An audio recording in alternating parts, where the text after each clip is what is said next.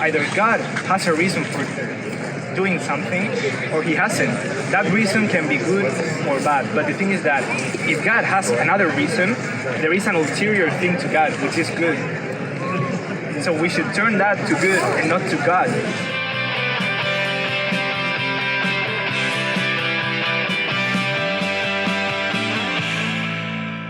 I think everyone here would kind of agree that people that know like what's up survive better. Do you disagree with that? 1948, Shirley Jackson wrote a short story called The Lottery. The New Yorker magazine published the story. The Lottery is a fictional work. It's about a town in the United States that doesn't exist in reality. It's fiction. But they have a tradition. Every spring they held a lottery. And the point of the lottery is to single out one person in the 300 people population of this town to execute. Why? Because they believe that executing a person every spring leads to success of growth of crops.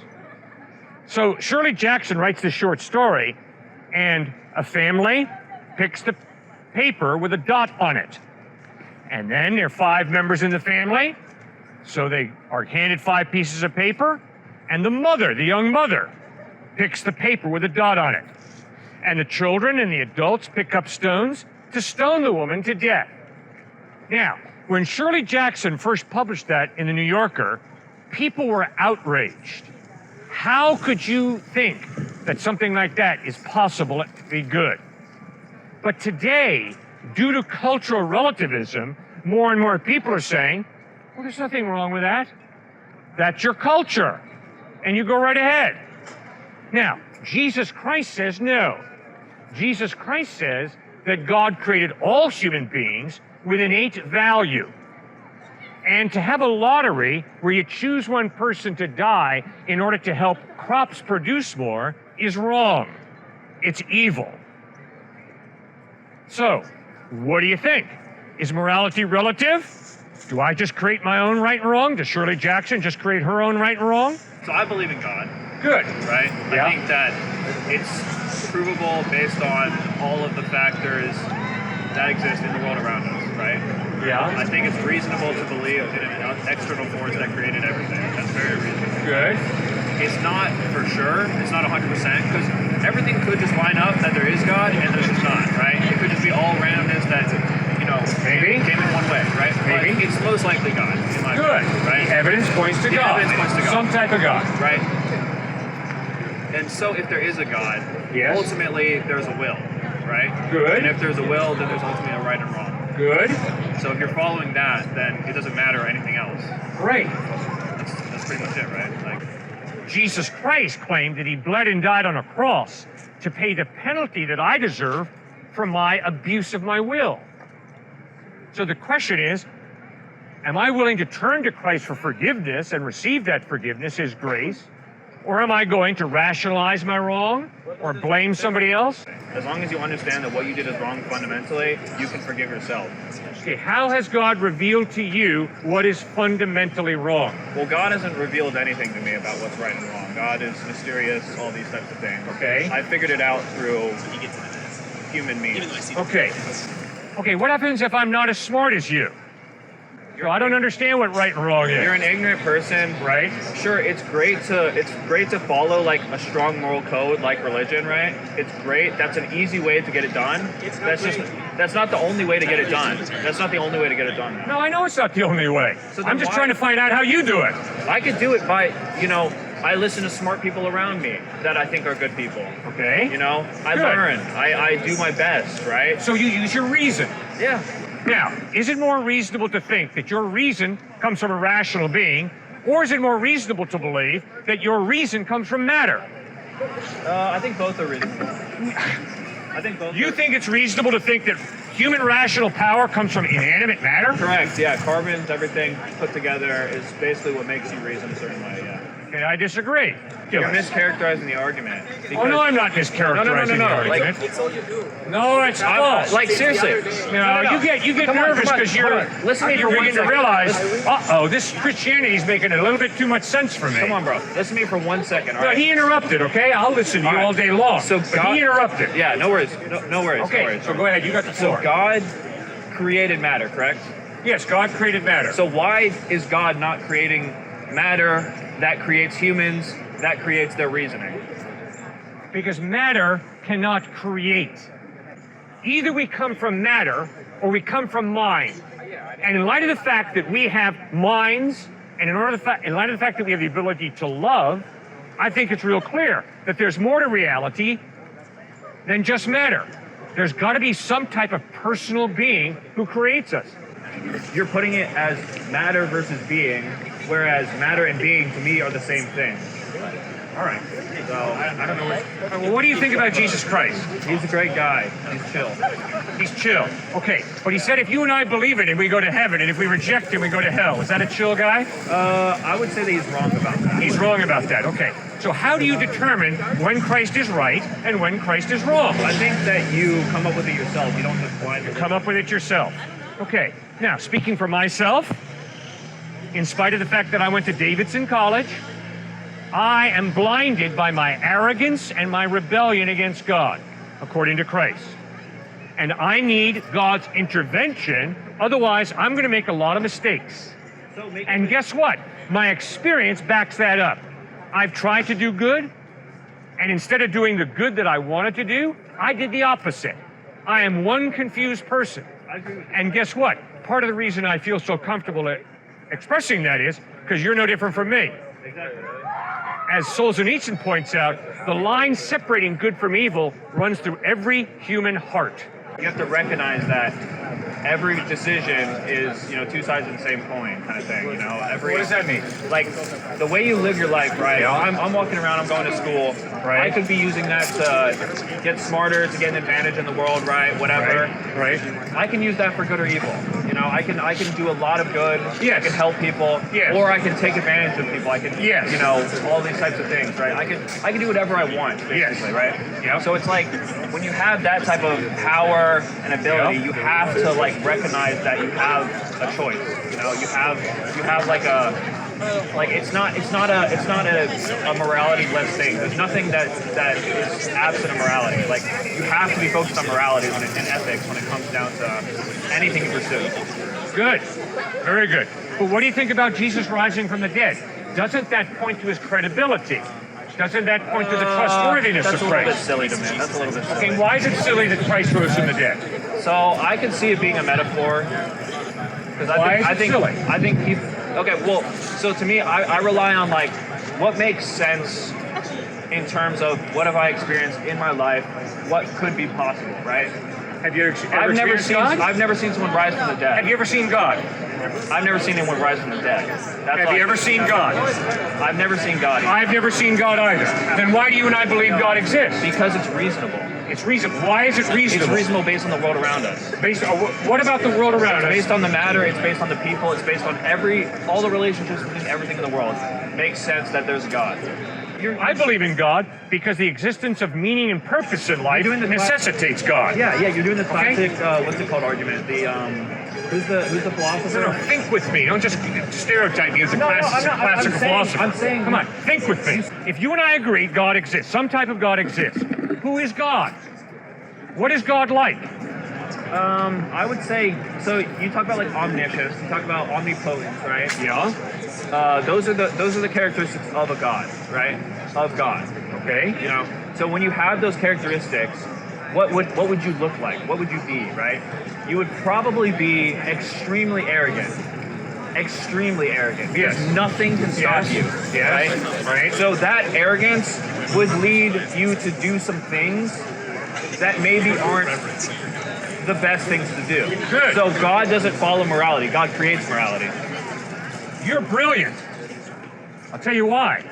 God should be arrogant, and instead of being arrogant, God humbles himself, becomes a human being, is born as a baby, laid in a manger, comes through the birth canal of Mary, What incredible self-humiliation. Yeah, exactly. That is exactly why you should read the Gospels, why we all should read the Gospels, to figure out, is this... All right, man, good to talk with you. Take care.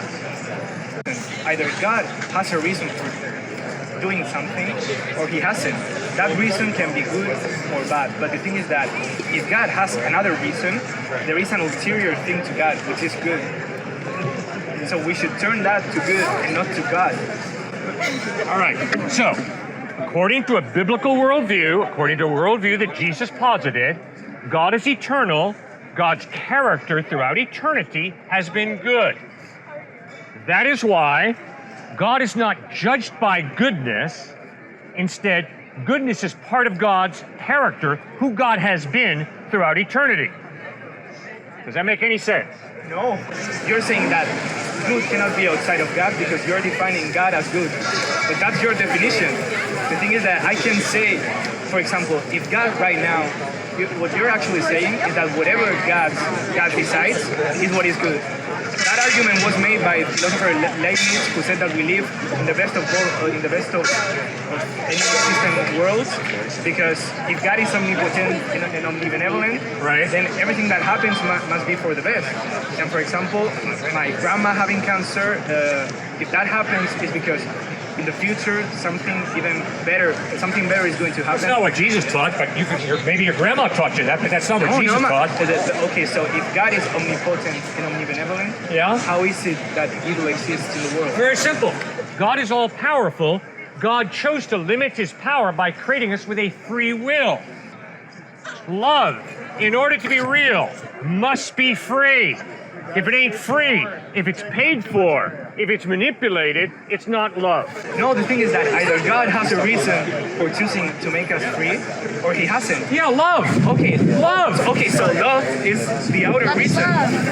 In order for love to be love, it's got to be free. Okay, so if love... it's bought, forced, or manipulated, it ain't love. So love is the outer reason and not God. Why should we turn to God and not to love? God is love, and God really loves. Okay, so... Different from your definition. Yeah, sure. All right. The thing is that we disagree on a definition. Of course.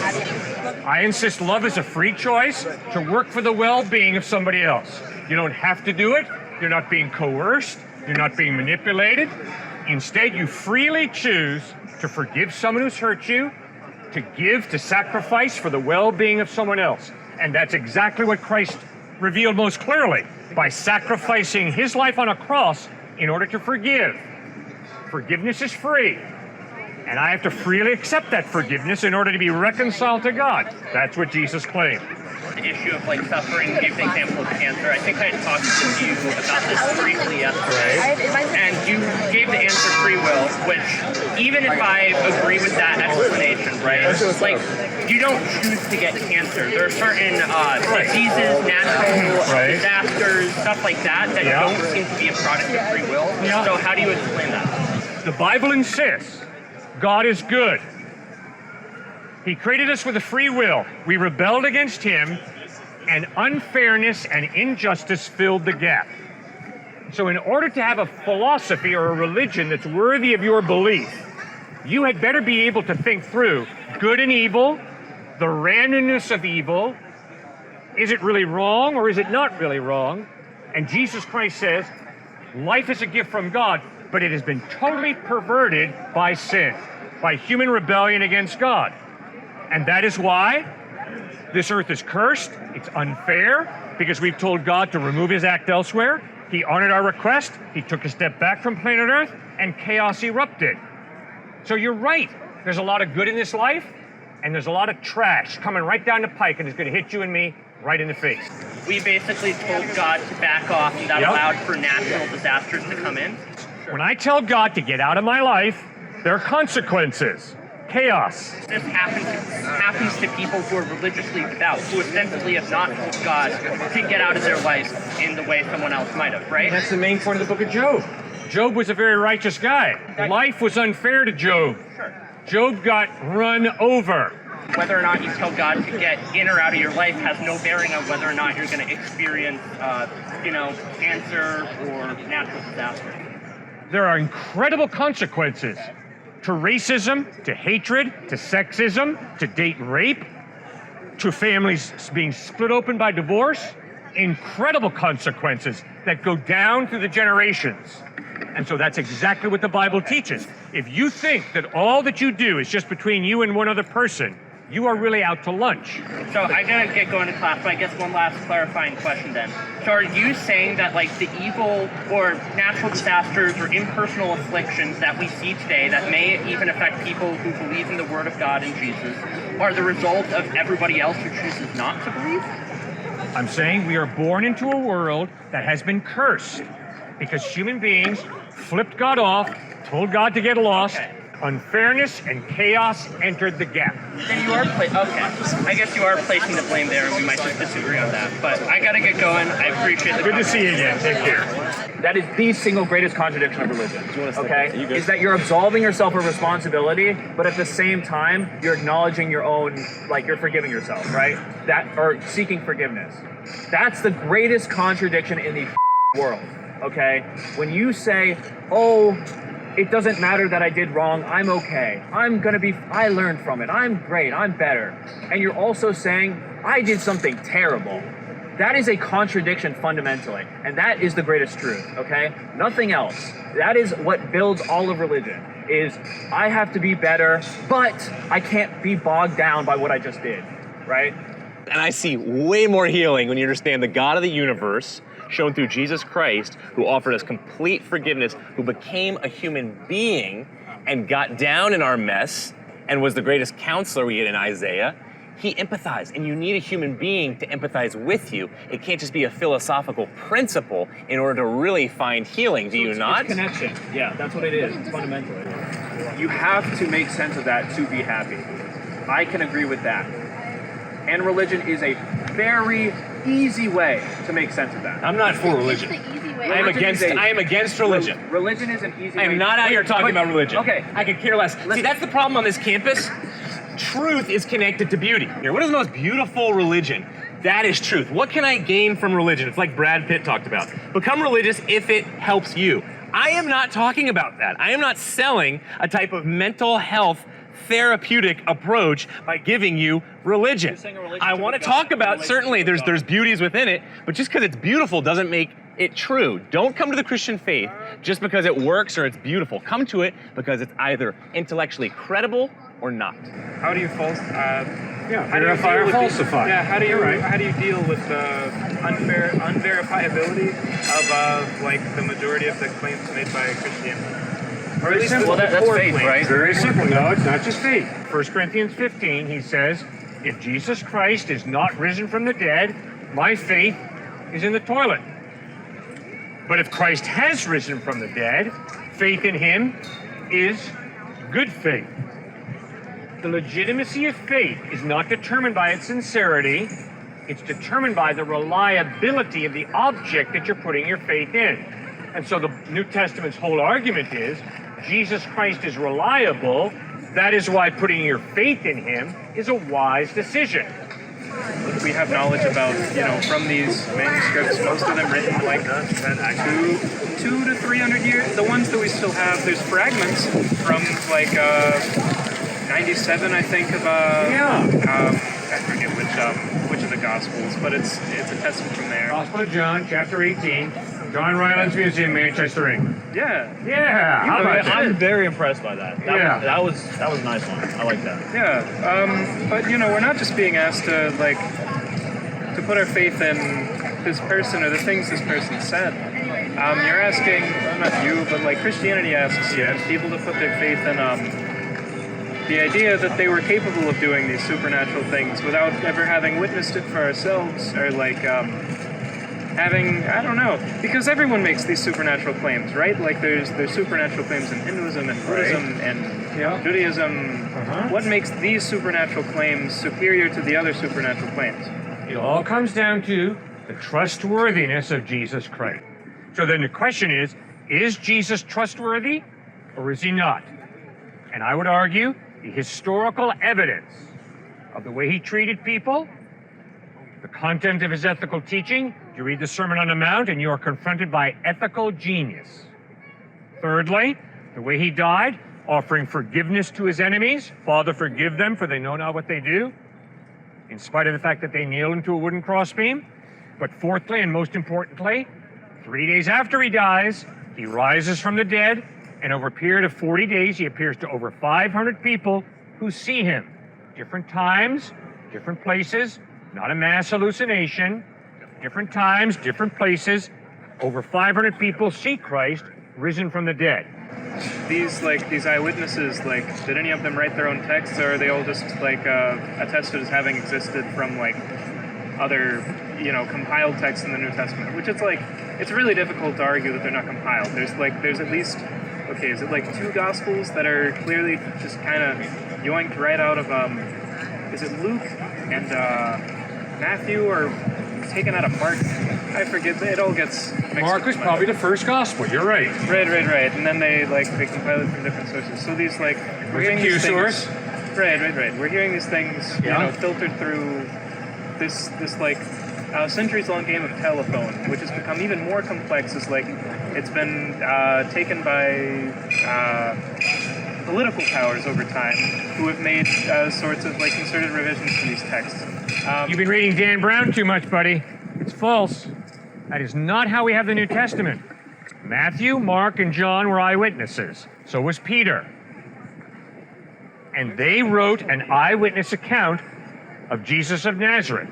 And we have it in Greek, and we have a plethora of manuscripts. Are there variants in those manuscripts? Yes, there are. But those variants are so small that it doesn't change anything in terms of the message. And when Dr. Bart Ehrman, who teaches here, says that if the Bible is the inspired word of God, then God must make sure that there are no manuscript variants. That is tragic. Because the Bible never says, Jesus never says, that, oh, by the way, there are going to be no manuscript variants. No. Baloney. The core Buddhist canon accepted by both Theravadins and Mahayanans. I guess the Vajrayana people like them as well. They do a lot of weird stuff. Wait a second. They're transferred from an even greater antiquity. You think the teachings of Buddha are an historical narrative? There's the historical narrative of the Buddha's life, which has been transferred into Tripitaka. But you're right if your point is that the majority of it is a philosophical teaching. Yeah. Buddhism is a philosophy. Buddhism is not based on an individual. If you take Siddhartha Gautama Buddha out of Buddhism, Buddhism still hangs together. You take Jesus Christ out of Christianity, and the whole thing falls apart. Jesus Christ is claiming to be God in human form, revealing himself in a way that you and I, with our limited, finite minds, can begin to understand. The dude is either a candidate for a mental hospital, or he spoke the truth. Jesus lived the supreme human life. He could look into his faces of his enemies in John chapter 8 and say, hey guys, which one of you can prove me guilty of sin? And they were silent. He lived an amazing life. I agree. And then he claimed to be God in human form, which either means he's a nut job, or he's the truth. Or he's God. Or he's God. This whole middle ground. Oh, Jesus was a cool dude, great teacher, fantastic philosopher. Sorry, that's intellectual suicide. Why? Because although he lived a great life, he claimed to be God. That's why he was nailed to a cross. Are you telling me you can't think of an example of a smart person who experiences something like a manic episode? Yeah. The people that I know who claim to be God are in mental hospitals. And so are they God or are they crazy? They're crazy. Okay. And this guy's not crazy. This guy Jesus is not crazy, that's right. So I often hear this argument from proponents of intelligent design, all of these things we're created and given. Why do we have an appendix then? Why do we have vestigial structures, and why do we see so many vestigial or openly structures which are actively deleterious to an organism? Yes. Why do we see them arise? Right. We human beings flipped God off, and he honored our request to get lost. He steps back from planet Earth, and chaos erupts. Genetic breakdown occurs, and all hell breaks loose. I've never heard anyone take the problem of evil and try and incorporate it with intelligent design in that way. That's an interesting way of looking at it. So you're saying the original sin humans leaving the Garden of Eden resulted in, this sort of stuff we see. So perhaps that explains an appendix in humans. How does that work with any other life form that has a vestigial organ? Why did our swift action in the Garden of Eden, why would that have any effect on the genetic makeup of any other creature? Because when you tell the Creator to get out of your life, and when he honors your request and takes a step back, chaos follows. I'm not seeing the biological portion of this argument. I can understand why it's a challenge to the question of evil, allowing whatever to happen allows us to choose to love God or not. Please, I'll say it one more time. Because he honors your request, respecting your free will, and steps back because you told him to get lost, there are horrible consequences in the area of spirituality, emotions, intellect, and physical body. Religious populations should show less, genetic, Only. Oh wait, no, that wouldn't make any sense. Right. They've all got original sin. Only My if bad. God revealed that if you believe in me, I will give you a comfortable life. The opposite is true. If you believe in Christ, it's hard to follow Christ. It's a delight, it's a joy, but at times it is really hard. I have one from Leviticus, and God is instructing people to stone if they mess up. So if someone murders, then they must be killed as well. What is your perspective on that? Because I'm not a fan of seeing God as a wrathful God. Right. But Leviticus and all of these verses makes him out to be one. Okay. Genesis chapter 3 records how human beings rebelled against God. God called a man named Abraham to begin the Jewish nation, through which he would bring Messiah. Now, the Jews were messed up people, and they were surrounded by messed up cultures. So the Jews had a messed up culture, all the cultures around them, the Philistines, the Hittites, the Egyptians, pretty messed up cultures. And so God in Leviticus is calling the Jewish people to be separate from that evil. Now, that was one tricky situation. There's no police. So how do you handle a rebellious child? There is rape that goes on. So how do you handle the victim of rape? Pretty difficult situation, especially in light of the fact that there are no social services. This is a nomadic people, and there's real poverty. So what you have in Leviticus is, you've got God not setting them perfect, but he's pulling them out of a lot of grotesque habits, and that's why he deals with slavery in Exodus and Leviticus the way he does. I'd like to invite you to Grace Community Church, located at 365 Lukeswood Road in New Canaan, Connecticut. Our services are at 9:30 a.m. and 5:30 p.m. on Sundays. Hope you can join us.